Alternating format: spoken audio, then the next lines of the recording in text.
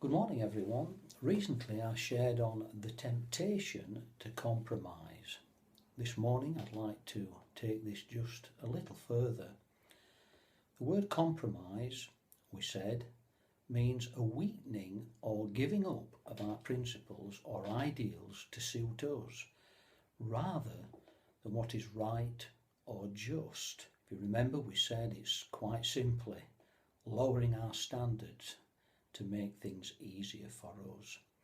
As Christians, regularly we find ourselves challenged to keep to the principles and the commandments of God, living to please Him. Because sometimes we can be tempted, often we can be tempted to let go of those principles and lower our standards. We read from Psalm 119 verses 1 to 8, which really show to us that God does not actually condone compromising His standards. Let me read them again to you. Verse 1 to 8. Happy are people of integrity who follow the law of the Lord. Happy are those who obey His laws and search for Him with all their hearts. They do not compromise with evil, and they walk only in His paths. You have charged us to keep your commandments carefully. Oh, that my actions, the psalmist says, would consistently reflect your principles. Then I will not be disgraced when I compare my life with your commands. When I learn your righteous laws, I will thank you by living as I should. I will obey your principles. This morning, I want us to look at a particular example that we highlighted last time, where we can fall into compromise, and this is when we fail under pressure. Basically, circumstances are such that doing what is right or just puts you or I at risk of severe consequences, and you give in, or I give in, to take the easy way out to protect myself. I'd like to turn our attention briefly to Daniel chapter 3. This is the story of King Nebuchadnezzar's gold statue set up in Babylon and the refusal of Shadrach, Meshach and Abednego to bow down to it. In this story we can recognise the pressures that these three lads experienced, all of which could have influenced them very easily to compromise. The good news is they didn't. And these pressures are much the same for us today. As we just identify these pressures, let's be inspired to do just as these three lads did, and that is not to give in, not to compromise, but to exercise integrity and bring honour to our God. So what are these pressures that we can face, just like Shadrach, Meshach and Abednego? Number one, when the situation is really difficult. Just look how difficult it is for these three lads. The king's command to all the people, verse 5, when you hear the sound of various instruments, bow down to the ground to worship King Nebuchadnezzar's gold statue. Verse 6, anyone who refuses to obey will immediately be thrown into a blazing furnace.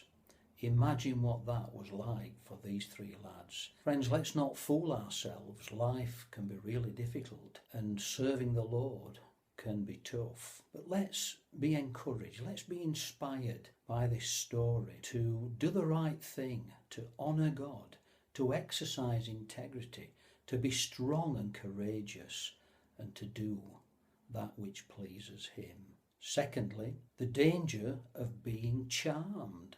Charm means a power of pleasing or attracting. I want you to note in this story the gold statue and the musical instruments.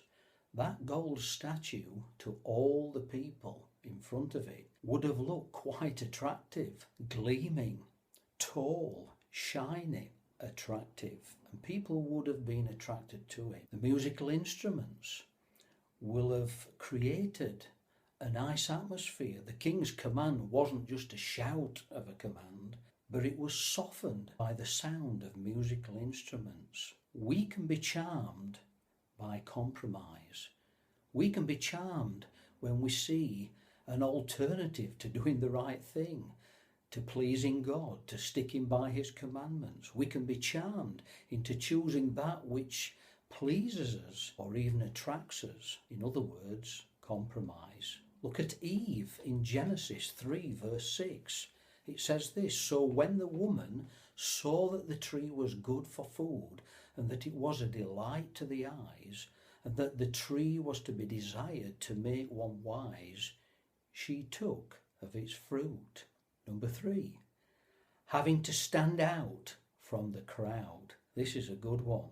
Verse 7 says this, "So at the sound of the musical instruments, all the people," it says, "whatever their race or nation or language, bowed down and worshipped the statue that King Nebuchadnezzar had set up." But actually, it wasn't all of them. Another category of people existed in that crowd, these 3 lads with integrity. The king was informed, in verse 12, "There are some Jews, Shadrach, Meshach, and Abednego. They have defied your majesty by refusing to serve your gods or to worship the gold statue you have set up." I want to say that it's difficult to stand out from the crowd, to go against the flow, to be the one that is seen to be doing right when everybody else is doing that which is wrong. But let's follow the example of these 3 lads. Number 4, being subject to the actions of others. Again, this is a difficult one that can get so many of us. Listen to what the Bible tells us. It says that Nebuchadnezzar flew into a rage. And that word rage means intense anger. Verse 13. "Then Nebuchadnezzar flew into a rage and ordered Shadrach, Meshach, and Abednego to be brought before him." Verse 15. He gave him a second chance, but he was doing it in rage. He said this, "I will give you one more chance.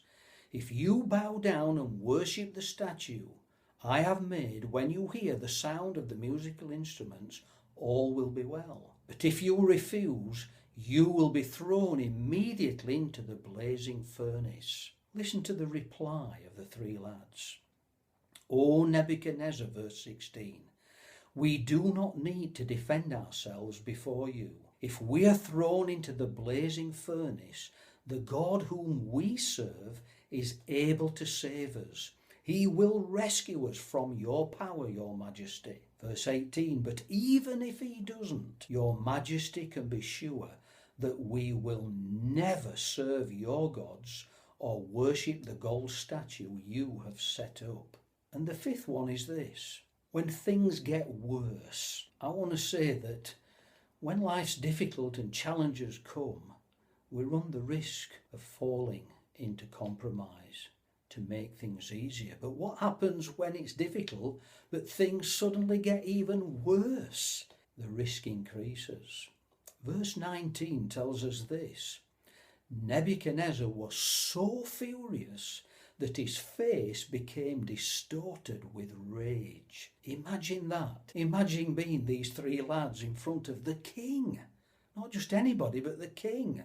And suddenly he becomes so mad, his face actually gets distorted with rage. It says he commanded that the furnace be heated 7 times hotter than usual. Things really did get worse for these 3 lads. That word furious is interesting. It's not just rage, it's not just intense anger, it's violent anger.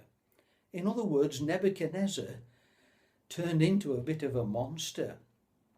And I want you to just imagine these 3 lads facing that. What would you do? Would you do the right thing? Or would you give in to the king's fury? What will happen if I do what's right? Often this is the big question when we are faced with situations where to do so might bring about serious consequences for us. But let me encourage each one of us this morning to trust the Lord, to stand for that which is right, to be strong and courageous, to do that which is right. It's not always bad. Let me read to you some verses. Verse 21, this is what happened to the lads. So they tied them up and threw them into the furnace, fully clothed. Sounds terrible. Verse 25 though, look, Nebuchadnezzar shouted, as he looked into that furnace, this is what he saw. I see 4 men unbound, walking around in the fire. They aren't even hurt by the flames. And the 4th looks like a divine being.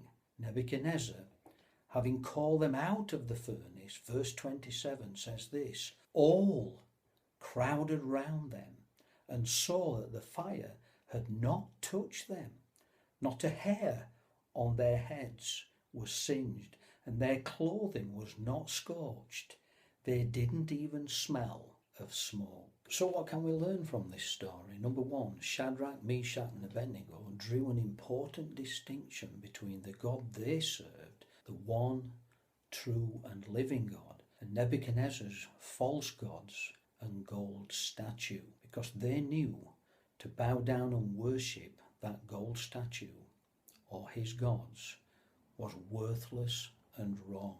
It's true for us too, that we must keep that clear distinction of the God we serve, and that when faced with the temptation to compromise his standards or displease him, then to do so is both worthless and wrong.